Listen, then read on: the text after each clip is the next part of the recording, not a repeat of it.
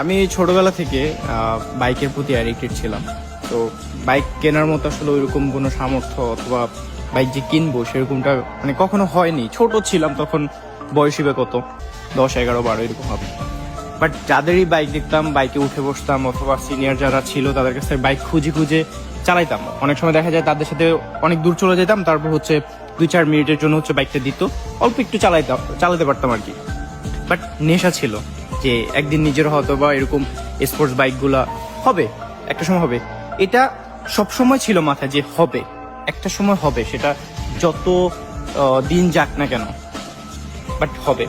But আজকে আমি এই বাইকের নেশা কাটিয়ে এখন গাড়ি চালাতে পারতেছি।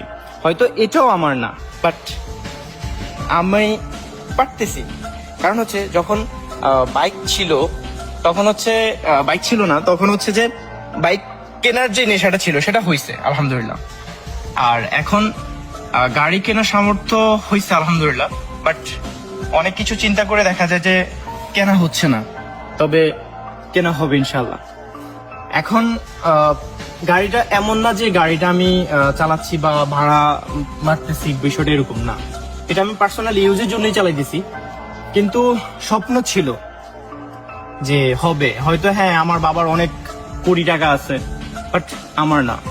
তো নিজের চেষ্টা এবং নিজের চিন্তাধারা থেকে যখনই আমি একটা জিনিস করতে যাব বা করব, সেটা ইনশাল্লাহ আল্লাহ আমাকে, যদি সৎ হয়ে থাকি বা সৎভাবে উপার্জন করে থাকি, ইনশাল্লাহ সেটা আল্লাহ নিজ হাতে দান করবে।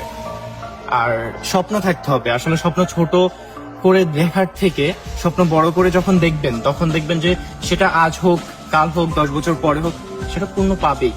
বাট অপেক্ষা করতে হবে, সবর করতে হবে, চাইতে হবে আল্লাহর কাছে। সেটা একদিন একদিন মিলবেই, আপনার কাছে আইসা সেটা ধরা দিবেই। তো বিষয়টা এরকম আর কি, যে বাইকের নেশা কাটিয়ে এখন গাড়ি চালাচ্ছি। বাট বাইকের নেশা সেটা পূর্ণ হয়েছে আলহামদুলিল্লাহ। বাট গাড়ির যেই নেশাটা সেটাও হবে একদিন না একদিন, ঠিকই হবে। তবে স্বপ্ন থাকতে হবে, স্বপ্ন বড় করে দেখতে হবে। মাথায় রেখেন, আপনি যখন স্বপ্নটা অনেক বড় করে দেখবেন যে সেটা আপনার খুব ইজিলি, অতি দ্রুত আপনি পূরণ করতে পারতেছেন। আপনি যে কোনো কিছু করবেন সেটা তো অবশ্যই আপনার লক্ষ্য থাকতে হবে। লক্ষ্য ছাড়া গন্তব্যে পৌঁছানো পসিবল না। লক্ষ্য ঠিক রাখুন, গন্তব্যে একদিন ঠিকই পৌঁছে যাবেন।